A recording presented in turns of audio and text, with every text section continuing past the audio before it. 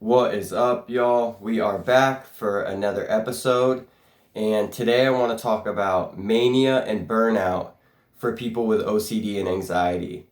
And right off the bat, I want to say that these videos are not treatment. You guys know that.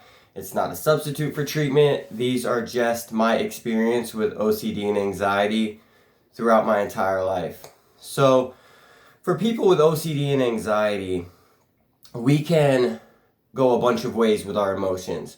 We can be stuck in anxiety, stuck in obsessions, and going through that loop. But then there's times where we're feeling good and maybe anxiety isn't bothering so much and we're focused on some sort of project or something that we want to get done, and we can be very intense about it. We can be totally motivated, going 100 miles an hour, from one topic to the next, just getting all this stuff done, and we feel good about it, and we're communicating to the people in our lives about it. And for us, it can seem like, wow, look how good I'm feeling, look how motivated I am, look at all these things that I'm getting done. But for people around us, it can seem like mania, like, wow, I know he's in a good mood and he's doing stuff that's productive, but he's kind of spinning his wheels. And I know for me, I can get in that cycle a lot. And a lot of the times my fiance is the one who has to kind of deal with it. Because for me, when I'm in the mania and I'm excited and I'm doing stuff, I'm okay with it. But then what happens is you can't keep that up and you burn out.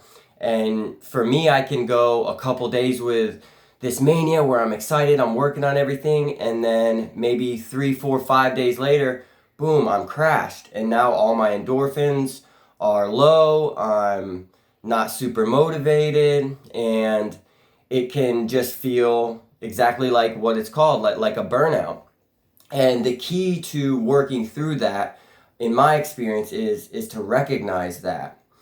When this mania is starting, it can feel a lot like anxiety. Your chest will pound, your thoughts will go all over the place, and then typically focus in on 1, 2, or 3 things. But you can start to feel it coming on. You can start to feel when you're acting at a level that's above kind of everybody else around you. And for me, it's recognizing that, and then just pulling back a small amount. Not trying to turn off all the motivation and everything good that I feel, but just to pull back that 0 to 100 just a little bit. That way it's sustainable.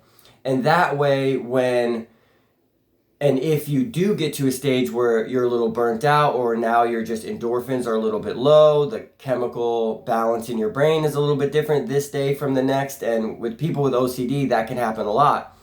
And when you can pull back the mania just a little bit, once you get to that stage, it's not so much of a drop off where you were going 100 miles an hour and then boom, today I'm not into it. So if you can pull back that mania just a little bit, it can translate over and create more of an even plane. And another thing that you need to realize is when you are in that burnout, recognize it for what it is. And you can't just say, well, I'm not going to work on any of the things that I started working on or that I need to work on because I'm not feeling it today. I mean, if you do stuff like that, then you're never going to get anything done. So when you are feeling that little bit of burnout, it's good to at least work on your projects. At least, open up that email, take a look at your website, whatever it may be that you work on or that you do. Make sure you're still engaging in that, even when you're a little bit burnt out. That way we're trying to create this even plane where when we are feeling good and we're feeling a little bit of mania, it's not so high that we can't handle it and sustain it. So you want to dial that back down, and then with the burnout and the depression, you want to kind of lift yourself up a little bit, even if it's hard. That way you start to get on this level plane. And really it's just, it all boils down to recognizing these things.